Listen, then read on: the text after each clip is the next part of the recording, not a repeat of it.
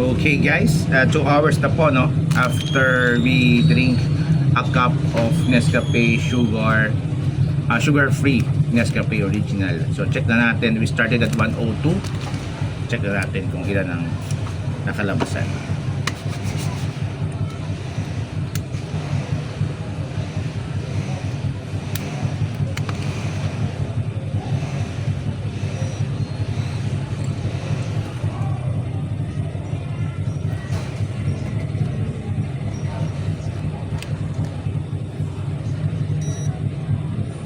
Ayan po. So, it went down to 97.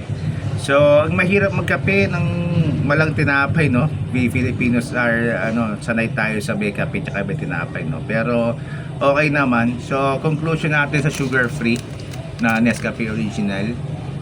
Okay naman siya. We started at 1:02. We end up at 97 after 2 hours. For the nutritional fact, ito po, paki-pause nyo na lang po yung video.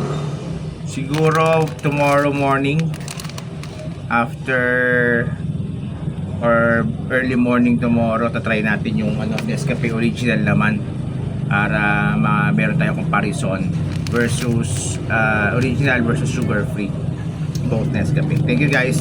This is the part 2 of Nescafe Original.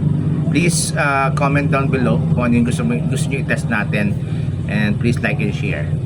Have a great day.